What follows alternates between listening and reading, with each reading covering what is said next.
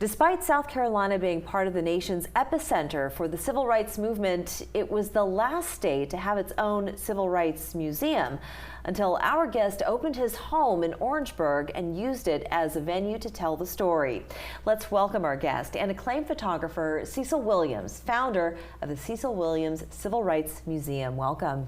Good afternoon to you. Great to have you here with us. And I was just so struck by the fact that you use your own home as a place in which to house civil rights memorabilia and photography, your photography. So how did this all come about? You've been taking pictures for many years.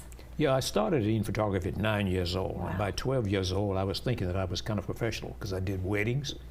And at 14 years ago, coming right here to Charleston to a photograph from Thurgood Marshall, as he arrived to engage in what is called the Briggs versus Elliott, the petitioners of Clarendon County, who had filed suit to, of course, change conditions for their children to go to better schools. But in 1983, I designed a residence and actually built it out of pocket, so to speak. Wow. And it has today become the present location of the first and only civil rights museum in the state. Does that strike you as just being kind of crazy that here in South Carolina that you were the one to open the first one here in the state? I would not live any other place in the United States except South Carolina. I love this state, but it has its shortcomings. A lot of things that are good, we're always last, and things that are bad, we're always first. But we are the only state of the 16 southern states that do not have a civil rights museum. And so in my lifetime, I wanted to make this happen. My wife, my sister, and I, knowing that museums cost millions, nevertheless, we put about $60,000. Yeah. And I already had a lot of the artifacts, the photographs, the documents.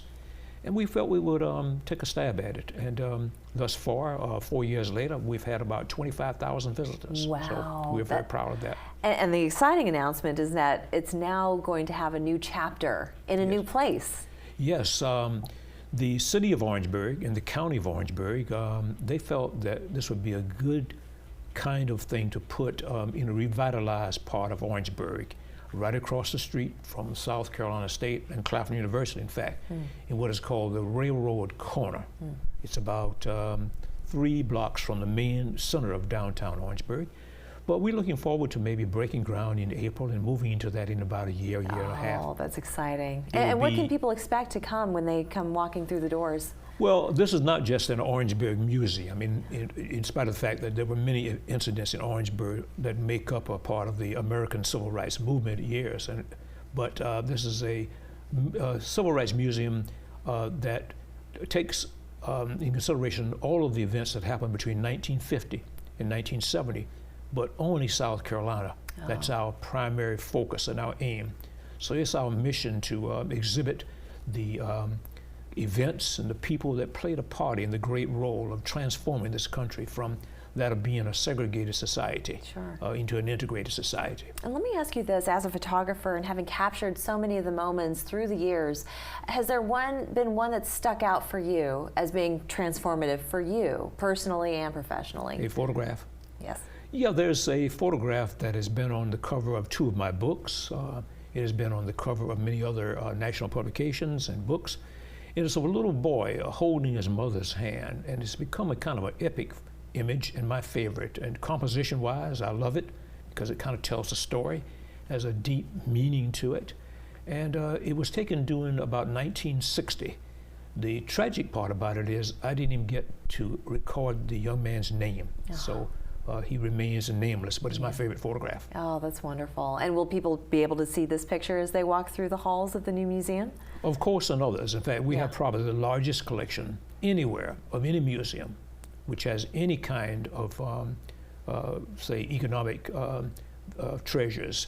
We have more exhibits, photographs, and documents than any other museum about South Carolina's history and the great role that South Carolina played in the civil rights movement. Absolutely. And you do still take photography, you still photograph? Yes. And what are some of the subjects that capture you these days?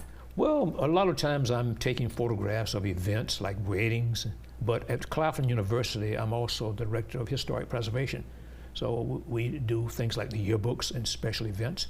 On Monday, I have a great, something I'm very proud of. I'll be photographing the Vice President of the United States, Pamela Harris. Yes. She will be in South Carolina, of course, here for the ML King Day at the Dome, and I'll be Yes. photographing that for the NAACP. Oh, that's wonderful. Well, I want to thank you so much, Cecil, for coming on and sharing with us, and I urge everyone to go to Orangeburg, and your museum currently will be open until the new one opens, and so Yes. we'll have to come back and see the new one as well. Thank We're you open so by much for appointment, sharing. yes. Thank you. Thank Thanks for you. this opportunity. Thank you. We're back in 2 minutes.